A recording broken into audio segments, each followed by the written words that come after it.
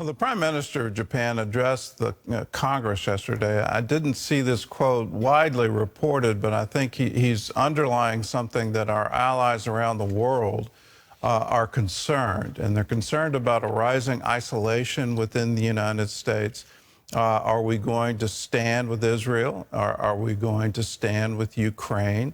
Are we going to stand with Taiwan as China is making threats to invade?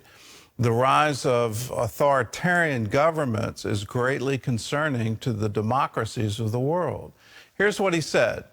You believe that freedom is the oxygen of humanity. The world needs the United States to continue playing this pivotal role in the affairs of nations. And yet, as we meet here today, I detect an undercurrent of self-doubt among some Americans about what your role in the world should be. We should never project that we have self-doubt, that we don't believe in freedom and we don't believe in the democratic ideals that founded this nation, that we have democracies, we defend the right of people to elect their own governments. But you see around the world, this is obviously not the standard that Russia is following, that China is following. And let me underline, Hamas is not following this. They haven't had elections since 2006. They got elected into power and they said, that's really nice. We're not going to have another election.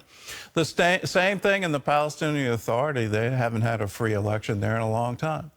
Are we going to stand with democracies? Are we going to understand that liberty is the oxygen of humanity, that humanity flourishes where there's liberty? The defense of democracy is for that one purpose, to ensure liberty for all people. So when I hear isolationist talk, when I hear that, well, the money going to Ukraine should be spent on our southern border, we're mixing our messages, and the southern border problem has to do with a current administration that wants to goose up the numbers for the next census in order to seize power in the House of Representatives. That's the long game they're playing. When you count people, you don't count citizens in your census, and so if you have more people in certain areas, you're going to change the balance of power. It's got nothing to do with money. It has to do with an overall strategy. When are we going to wake up to it and stay firm with our overall strategy that we believe freedom is the oxygen of humanity, and we all need that freedom, and we need to defend that freedom both here and abroad?